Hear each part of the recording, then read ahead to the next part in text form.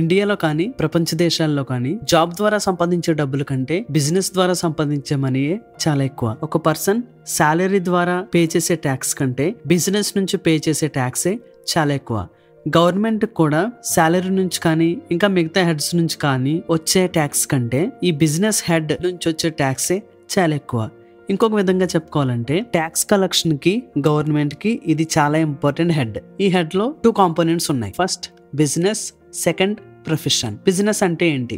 ఒక person economic activity ద్వారా profit సంపాదిస్తుంటే దానిని బిజినెస్ అంటాం. Income tax act section 2 subsection 3 ప్రకారం బిజినెస్ అంటే any trade, commerce, manufacture or any adventure or concern in the nature of trade, commerce and manufacture. Commodity nature ఏంటి, ఆ యాక్టివిటీలో ఉండే parties intention ఏంటి, ఆ ట్రాన్సాక్షన్ కంప్లీట్ చేయడానికి వాళ్ళు ఎంత ఎఫర్ట్ ఇచ్చారు, ఈ ట్రాన్సాక్షన్ ఎన్ని రోజుల్లో కంప్లీట్ అయింది, ఇలాంటి కాంపోనెంట్స్ ని బట్టి అది బిజినెస్ ట్రాన్సాక్షన్ కాదో డిసైడ్ చేస్తారు. ఈ హెడ్ గురించి సెక్షన్ 28 నుంచి 44 DB వరకు డిస్కస్ చేయడం జరిగింది. ఈ క్లాస్లో బిజినెస్ గురించి డిస్కస్ చేద్దాం. సెక్షన్ 28 బిజినెస్ నుంచి ఏ ఇన్కమ్స్ ట్యాక్స్బుల్ అవుతాయో చెప్తుంది. దీనిలో first one business are professional income. Business నుంచి కానీ ప్రొఫెషన్ నుంచి కానీ వచ్చిన ప్రతి ఇన్కమ్ కూడా ట్యాక్స్బుల్. ఇక్కడ గుర్తుపెట్టుకోవాల్సిన విషయం ఏంటంటే ప్రీవియస్ ఇయర్లో ఆ బిజినెస్ కానీ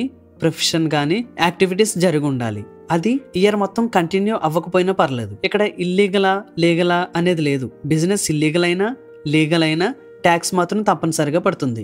సెకండ్ కాంపెన్సేషన్. రిసీవ్ చేసుకున్నదైనా చేసుకోవాల్సిందైనా compensation taxable. Third income from trade or professional association. ఈ అసోసియేషన్ లో ఉండే మెంబర్స్ కి మాత్రమే ఏదైనా ఒక స్పెసిఫిక్ సర్వీస్ చేస్తే దాని ద్వారా వచ్చిన ఇన్కమ్ ట్యాక్సిబుల్. ఇక్కడ ఇన్కమ్ అని అంటే ఓన్లీ గ్రాంట్స్ మాత్రమే షేర్ చేయాలి. ఆ షేర్ చేసిన వాల్యూ ఆ అసోసియేషన్ ఇన్కమ్ లో 50% దాటి ఉండకూడదు. పర్క్విజిట్ అనేది ఒకవేళ ఎంప్లాయర్ నుంచి వస్తే అది శాలరీ హెడ్ లో ఫుల్లీ ట్యాక్సిబుల్ అని మనకు తెలుసు. ఇక్కడ అదే పర్క్విజిట్ బిజినెస్ నుంచి వస్తే ఈ PGBPలో taxable. Fifth salary, interest, bonus, commission or remuneration received by a partner from a firm. Partnership firm నుంచి వచ్చే ప్రతి అమౌంట్ కూడా taxable. Sixth one any amount received under certain agreement for not to carry on business or profession. A agreement ద్వారానైనా money వస్తే అది business కోసం కానీ are profession కోసం కానీ తీసుకోనిదైతే ఆ amount taxable. Seventh one profits earned from an illegal business. మనం ముందే మాట్లాడుకున్నాం, బిజినెస్ లీగల్ అయినా ఇల్లీగల్ అయినా ట్యాక్స్ మాత్రం తప్పనిసరిగా కట్టాలి. Last amount under a keyman insurance policy. Business లో ఒక ఎంప్లాయీ కీ రోల్ ప్లే చేస్తున్నట్లయితే ఒకవేళ ఆ పర్సన్ చనిపోతే నష్టం వర్ణించలేనిది. సో అలాంటి నష్టాన్ని భర్తీ చేసుకోవడానికి తీసుకున్నదే కీమ్యాన్ ఇన్సూరెన్స్ పాలసీ. ఈ థియరీ చూడడం, ఈ ప్రాబ్లమ్స్ అన్ని ఒకేసారి చూసినప్పుడు చాలా హెడ్ పెయిన్ వస్తుంది. అసలు ఈ ప్రాబ్లం ఎలా చేయగలం, మనకు అర్థమవుతుందా అని. సింపుల్గా PGBPలో బిజినెస్ ప్రాబ్లమ్ని అర్థం చేసుకోవాలంటే మీకు ఒక టిప్ చెప్తాను. ఇది ఫాలో అయ్యారంటే మీకు చాలా యూజ్ అవుద్ది. ఈ ప్రాబ్లమ్స్ ఈజీగా క్యాలిక్యులేట్ చేయగలరు. ఇది మీకు అర్థమవుతుంటే సబ్స్క్రైబ్ చేయొచ్చు కదా.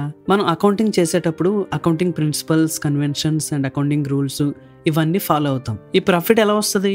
మనం సేల్ చేయగా డబ్బులు వస్తాయి. ఆ డబ్బుల నుంచి మనం సేల్ చేయడానికి ఎంతైతే ఖర్చు పెట్టామో ఆ ఖర్చు పెట్టింది తీసేస్తే మనకి గ్రాస్ ప్రాఫిట్ వస్తుంది.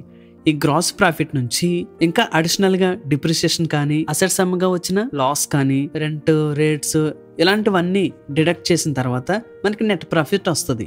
ఇది అకౌంటింగ్ లో మనం చేసే ప్రొసీజర్. కానీ ఇన్కమ్ ట్యాక్స్కి వచ్చేటప్పటికి నెట్ ప్రాఫిట్ అవసరం లేదు. యాక్చువల్ గా ప్రాఫిట్ ఎంత వచ్చింది అది కావాలి. ఆ ప్రాఫిట్ కావాలంటే మనం కొన్ని డిడక్షన్స్, అడిషన్స్ చేయాలి. ఇది కనుక మనం సరిగ్గా ఫాలో అయినట్లయితే PGBP చాలా ఈజీ. ఫస్ట్ ప్రాబ్లం ఎప్పుడు కూడా నెట్ ప్రాఫిట్ నుంచి స్టార్ట్ అవుతుంది. ఈ నెట్ ప్రాఫిట్ కి ఇన్ అడ్మిసిబుల్ ఎక్స్పెన్సెస్ యాడ్ చేయాలి. అంటే ఇన్కమ్ ట్యాక్స్ పర్మిట్ చేయని కొన్ని ఎక్స్పెన్సెస్ దానికి మళ్ళీ యాడ్ చేయాలి. అంటే మనం అనవసరంగా కొన్ని ఎక్స్పెన్సెస్ డిడక్ట్ చేసాం అనమాట. ఆ డిడక్ట్ చేసిన ఎక్స్పెన్సెస్ని మళ్ళీ యాడ్ చేయాలి. ఇందులో ఏమున్నాయి? శాలరీ పెయిడ్ టు సెల్ఫ్, తనకు తాను పే చేసుకున్న శాలరీ, ఫ్యామిలీ మెంబర్ కానీ ఇంకా రిలేటివ్స్ కానీ పే చేసిన salary, drawings by proprietor, personal insurance premium, legal expenses personal కేసులో అనమాట. రెంట్ పెయిడ్ టు సెల్ఫ్, ఒక పర్సన్ తనకు తాను రెంట్ ఎలా పే చేసుకోగలడు? Loss by theft from residence, అంటే ఇంట్లో నుంచి దొంగిలించిన డబ్బులు, గిఫ్ట్స్ అండ్ ప్రెజెంట్స్ ఇలాంటివన్నీ ఉన్నాయి. Next capital expenses, past losses, interest on capital. ఇక్కడ ఇంట్రెస్ట్ ఆన్ క్యాపిటల్ అని అంటే ప్రొప్రైటర్ ఇన్వెస్ట్ చేసిన తర్వాత అతనికి ప్రాఫిట్ వస్తుందో లేదో నమ్మకం లేనప్పుడు అతను ఎంతైతే క్యాపిటల్ ఇన్వెస్ట్ చేశాడో ఆ క్యాపిటల్ మీద కొంచెం పర్సెంటేజ్ లో ఇంట్రెస్ట్ తీసుకుంటాడు. అది ఇంట్రెస్ట్ ఆన్ క్యాపిటల్ అంటే. Next expenses on acquisition of assets, past losses, speculation loss, all capital losses ఇవన్నీ కూడా మళ్ళీ యాడ్ చేయాలి. Next all provisions. ప్రొవిజన్ అంటే ఏంటి? ఏదైనా ఫ్యూచర్లో మనకు నష్టం వస్తుందని భావించినప్పుడు బిజినెస్లో ముందుగానే దానికోసం కొంచెం మనీ పక్కకు తీసి పెడతాం అనమాట. అదే ప్రొవిజన్స్ అనమాట. Income tax, losses, bad debts, depreciation ఇలాంటివన్నిటి గురించి మనం ఏదైతే ప్రొవిజన్ ఏర్పాటు చేస్తామో అవి కూడా యాడ్ చేయాలి. ఎందుకంటే అది కోర్ యాక్టివిటీకి సంబంధించిన ఎక్స్పెన్స్ కాదు కాబట్టి. Next all taxes. ఈ ఆల్ ట్యాక్సెస్ని కూడా రీబ్యాక్ యాడ్ చేస్తాం. Next differences due to stock valuation. అది ఓపెనింగ్ స్టాక్ అయినా నెక్స్ట్ క్లోజింగ్ స్టాక్లోనైనా యాక్చువల్ వాల్యూ కంటే తక్కువ కానీ ఎక్కువ కానీ క్యాలిక్యులేట్ చేసినప్పుడు దాన్ని కూడా మళ్ళీ కరెక్ట్ చేసి యాడ్ చేస్తామన్నమాట. Next other expenses. ఈ అదర్ ఎక్స్పెన్సెస్ కూడా like excess depreciation, donations, all types of fine or penalty, differences in trial balance, ఇంకా కొన్ని ఉన్నాయి. ఇలాంటివన్నీ మనం మళ్ళీ యాడ్ చేస్తాం అనమాట. ఈ యాడ్ చేసిన తర్వాత మనకు కొంచెం అమౌంట్ వస్తుంది. ఈ అమౌంట్ నుంచి ఇన్కమ్ ట్యాక్స్ యాక్ట్ ఏ ఎక్స్పెన్సెస్ అయితే డిడక్ట్ చేసుకోవడానికి అలౌ చేస్తుందో ప్రతి ఎక్స్పెన్స్ని కూడా డిడక్ట్ చేసుకుంటాం. First actual bad debts not charge to P&L account. Profit and loss account నుంచి డిడక్ట్ చేయని రాని బాకీలు. అండర్ ఛార్జింగ్ ఆఫ్ డిప్రిసియేషన్ అంటే ఛార్జ్ చేయాల్సిన దానికంటే తక్కువ ఛార్జ్ చేసిన depreciation. Adjustment on account of stock, over valuation కానీ అండర్ వాల్యుయేషన్ కానీ ఇది కూడా డిడక్ట్ చేస్తాము. నెక్స్ట్ నోషనల్ ప్రాఫిట్, ఊహించిన ప్రాఫిట్ అనమాట, ఇది కూడా డిడక్ట్ చేస్తాము. Next income credited to profit and loss account which is either exempt or taxable under other heads. అంటే ఇన్కమ్ అనేది ప్రాఫిట్ అండ్ లాస్ అకౌంట్ కి క్రెడిట్ అయింది. ఆ క్రెడిట్ అయిన అమౌంట్ ఎగ్జెంప్ట్ అయినా లేదా వేరొక హెడ్స్ లో ట్యాక్సిబుల్ అవుతున్నా దాన్ని డిడక్ట్ చేయాలి. First income not taxable under this head. ఈ హెడ్ లో అంటే PGBPలో ట్యాక్సిబుల్ అవ్వని ప్రతి ఇన్కమ్ కూడా డిడక్ట్ చేయాలి. First rent from let out house property, part time salary, capital gains, interest on bank deposits and securities, dividends from cooperative societies, winning from lotteries, horse races, card games and TV shows. వీటి నుంచి వచ్చిన ప్రతి amount deduct చేస్తాం. Next exempted incomes, agriculture నుంచి వచ్చిన amount, gifts from relatives, post office, income tax refund ఇలాంటి expenses ని మనం డిడక్ట్ చేయాలి. ఓకే, లాస్ట్ లో admissible income not credited to P&L account. ఏదైతే ప్రాఫిట్ అండ్ లాస్ అకౌంట్ కి అలౌ చేసిన ఇన్కమ్ క్రెడిట్ కాలేదో అది మళ్ళీ రీయాడ్ చేయాలన్నమాట. Income from any other business, bad debts, excise duty recovered and allowed earlier. ముందుగానే రికవర్ చేసిన బ్యాడ్ డెట్స్, ఎక్సైజ్ డ్యూటీని కూడా మళ్ళీ యాడ్ చేయాలి. నోషనల్ లాస్ అది కూడా యాడ్ చేయాలి. లాస్ట్ గా మనకి ఇన్కమ్ ఫ్రమ్ బిజినెస్ ప్రాపర్టీ వస్తుంది. ఇన్ని పాయింట్స్ ఒకసారి డిస్కస్ చేసాం. ఇన్ని పాయింట్స్ ఒకసారి చూస్తే కన్ఫ్యూజింగ్ గా అనిపిస్తుంది కదా. సో దీన్ని సింపుల్ గా చూద్దాం. ఫస్ట్ నెట్ ప్రాఫిట్ కి కొన్ని యాడ్ చేయాలి, కొన్ని డిడక్ట్ చేయాలి. అవి చూద్దాం. కొన్ని expenses income tax act allow చేయదు, కానీ ప్రాఫిట్ అండ్ లాస్ అకౌంట్ నుంచి డిడక్ట్ చేస్తాము. ఆ ఎక్స్పెన్సెస్ యాడ్ చేయాలి. సెకండ్, కొన్ని ఇన్కమ్స్ బిజినెస్ ఇన్కమ్ గా ట్యాక్సిబుల్ అవుతుంది, కానీ అది ప్రాఫిట్ అండ్ లాస్ అకౌంట్ కి క్రెడిట్ అవ్వలేదు, అది మళ్ళీ యాడ్ చేయాలి. థర్డ్, కొన్ని ఎక్స్పెన్సెస్ అలౌ చేసిన దానికంటే ప్రాఫిట్ అండ్ లాస్ అకౌంట్ కి ఎక్కువగా ఛార్జ్ అవుతాయి, అవి కూడా యాడ్ చేయాలి. Fourth, under valuation of closing stock or over valuation of opening stock, ఇవి కూడా యాడ్ చేసిన తర్వాత కొన్ని డిడక్ట్ చేయాలి. అవి చూద్దాం. ఎక్స్పెన్సెస్ కానీ లాసెస్ కానీ ఇన్కమ్ ట్యాక్స్ యాక్ట్ అలౌ చేసింది, కానీ అది ప్రాఫిట్ అండ్ లాస్ అకౌంట్ నుంచి డిడక్ట్ చేయబడలేదు, అది మళ్ళీ డిడక్ట్ చేస్తాము. కొన్ని ఇన్కమ్స్ బిజినెస్ ఇన్కమ్ కాదు, కానీ దాని మీద ఏం ట్యాక్స్ లేదు, కానీ అది ప్రాఫిట్ అండ్ లాస్ అకౌంట్కి క్రెడిట్ అయింది, అది కూడా డిడక్ట్ చేస్తాము. థర్డ్, కొన్ని ఇన్కమ్స్ ఎగ్జంప్షన్ ఉంది, కానీ ప్రాఫిట్ అండ్ లాస్ అకౌంట్కి క్రెడిట్ అయింది, అది కూడా డిడక్ట్ చేస్తాము. And last, over valuation of closing stock and under valuation of opening stock, ఇది కూడా డిడక్ట్ చేస్తే మనకి ట్యాక్సిబుల్ ఇన్కమ్ ఫ్రమ్ బిజినెస్ వస్తుంది. ఇది మీకు అర్థమవుతుంటే సబ్స్క్రైబ్ చేయొచ్చు కదా. ఇక్కడ మనం ఇంకొక ఇంపార్టెంట్ పాయింట్ తెలుసుకోవాలి. మనకి బిజినెస్లో కొన్ని అసెట్స్ ఉంటాయి కదా, అసెట్స్కి మనం డిప్రిసియేషన్ క్యాలిక్యులేట్ చేస్తాం. ఆ డిప్రిసియేషన్ కూడా క్యాలిక్యులేట్ చేయడానికి కొన్ని మెథడ్స్ ఉన్నాయి. Straight line method, return down value method, depletion method, ఇలా కొన్ని మెథడ్స్ ఉన్నాయి కదా. ఆ మెథడ్స్ లో ఇన్కమ్ ట్యాక్స్ అనేది రిటర్న్ డౌన్ వాల్యూ మెథడ్ ని మాత్రమే అప్రూవ్ చేస్తుంది, అంటే యాక్సెప్ట్ చేస్తుంది అనమాట. డిప్రిసియేషన్ క్యాలిక్యులేట్ చేయాల్సి వస్తే రిటర్న్ డౌన్ వాల్యూ మెథడ్ ప్రకారమే మనం క్యాలిక్యులేట్ చేయాలి. ఎంత పర్సెంటేజ్ క్యాలిక్యులేట్ చేయాలి అనేది కూడా ఇన్కమ్ ట్యాక్స్ యాక్టే చెప్తుంది. అది ఒక్కొక్కటి చూద్దాం. మనకు అసెట్స్ 2 టైప్స్ కదా. First tangible, second intangible. Tangible assets చూద్దాం.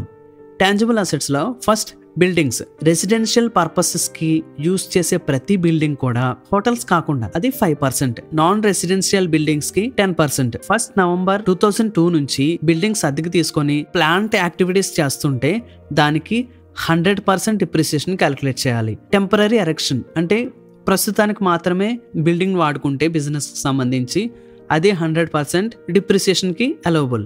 Next furniture and fittings including electronic installations 10%. Third plant and machinery except given 2 and 7 15%. Second చూద్దాం. Motor cars except used as taxi, దీనికి 15%. Scooter, motor cycle, bus, truck ఇలాంటి వాటికి 15%. Air conditioners 15%. Surgical equipments 15%. Motor buses, motor lorries, motor taxis business purpose కోసం అద్దెకి తీసుకున్నాం అనమాట. 30% depreciation. Air crafts ఇవి 40%. Life saving medical equipment 40%. Computers 60%. Gas cylinders 60%. Fourth ships 20%. Next intangible assets చూద్దాం. ఈ intangible assets copy rights, trade marks, licences, franchises ఇలాంటి వాటి అన్నింటి మీద 25% వరకు డిప్రిసియేషన్ అలౌబుల్ ఉంది. ఓకే, ఈ ప్రాబ్లం చూడండి.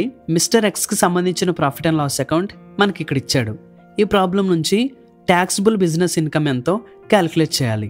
శాలరీస్ 40,000. శాలరీ అనేది బిజినెస్ నుంచి వచ్చిన ఇన్కమ్ కాదు కదా. Next bad debts 20,000. Provision for bad debts మనం ముందే డిస్కస్ చేసాం. ప్రతి ప్రొవిజన్ కూడా మనం మళ్ళీ నెట్ ప్రాఫిట్కి యాడ్ చేయాలి. ఎందుకంటే ఇది ప్రాఫిట్ నుంచి డిడక్ట్ చేసినప్పటికీ కూడా ఇది బిజినెస్ కోర్ యాక్టివిటీకి సంబంధించిన యాక్టివిటీ కాదు. ఈ ఇన్సూరెన్స్ లో 2000 అనేది ప్రొప్రైటర్ పర్సనల్ యూజ్ కి సంబంధించింది ఉందన్నమాట. Next depreciation. ఈ డిప్రిసియేషన్ కూడా కోర్ యాక్టివిటీ కాదు, సో మళ్ళీ యాడ్ చేస్తాం. ఇందులో బ్యాడ్ డెట్ రికవరీ అయితే ఇది బిజినెస్ కి సంబంధించిన ఇన్కమ్ కాదు, సో డిడక్ట్ చేస్తాం.